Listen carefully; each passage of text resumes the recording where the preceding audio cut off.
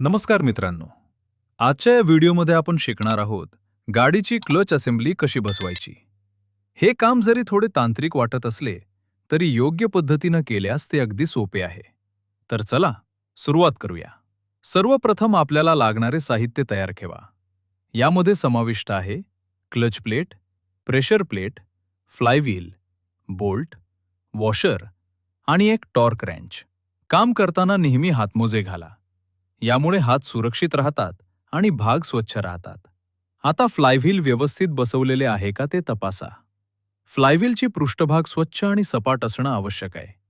जर त्यावर जुने तेल किंवा घाण असेल तर ते आधी साफ करा. फ्लायव्हीलचे बोल्ट होल नीट तपासा. आता क्लच प्लेट घ्या. ही एक गोलाकार डिस्क आहे ज्याच्या मध्यभागी स्प्लाइंड हब आहे आणि बाजूने स्प्रिंग्स लावलेले आहेत. क्लच प्लेट फ्लायव्हीलशी जुळवताना स्प्लाइंड हब मध्यभागी असेल याची काळजी घ्या. चुकीची बाजू लावल्यास क्लच नीट काम करणार नाही. क्लच प्लेट जागेवर ठेवताना अलाइनमेंट टूल वापरणं खूप महत्वाचे.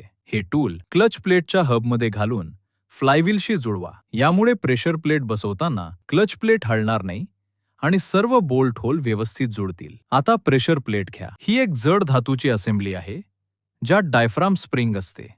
प्रेशर प्लेट क्लच प्लेटवर काळजीपूर्वक ठेवा. प्रेशर प्लेटचे बोल्ट होल फ्लायव्हीलच्या बोल्ट होलशी जुळवा. घाई करू नका. एकदा व्यवस्थित जुळले की पुढे जा. आता बोल्ट आणि वॉशर घ्या. प्रत्येक बोल्ट होलमध्ये प्रथम वॉशर घाला, नंतर बोल्ट. हातानं बोल्ट थोडे आवळा, पण अजून पूर्ण घट्ट करू नका. सर्व बोल्ट आधी हातानं बसवा, मग टूलनं घट्ट करा. आता टॉर्क रेंच किंवा स्पॅनर वापरून बोल्ट घट्ट करा. महत्वाचे, एकाच बोल्टला एकदम पूर्ण घट्ट करू नका. स्टार पॅटर्नमध्ये म्हणजे एक बोल्ट घट्ट केला की त्याच्या समोरचा बोल्ट घट्ट करा. असे केल्यानं प्रेशर प्लेट समान दाबानं बसेल. सर्व बोल्ट थोडे घट्ट झाल्यावर अलाइनमेंट टूल हळूच बाहेर काढा. जर टूल सहज निघत नसेल तर बोल्ट थोडे सैल करा आणि क्लच प्लेट पुन्हा जुळवा. टूल सहज निघणं म्हणजे असेंब्ली व्यवस्थित बसली आहे. आता सर्व बोल्ट पुन्हा स्टार पॅटर्नमध्ये पूर्णपणे घट्ट करा. प्रत्येक बोल्टवर समान टॉर्क लावा.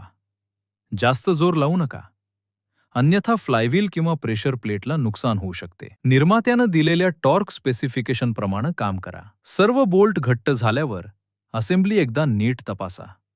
क्लच प्लेट हलत नाही ना? प्रेशर प्लेट व्यवस्थित बसली आहे का? सर्व ठीक असेल तर क्लच असेंब्ली यशस्वीरित्या बसवली आहे. मित्रांनो, हे काम करताना नेहमी सुरक्षिततेला प्राधान्य द्या. व्हिडिओ आवडला असेल तर नक्की शेअर करा. धन्यवाद.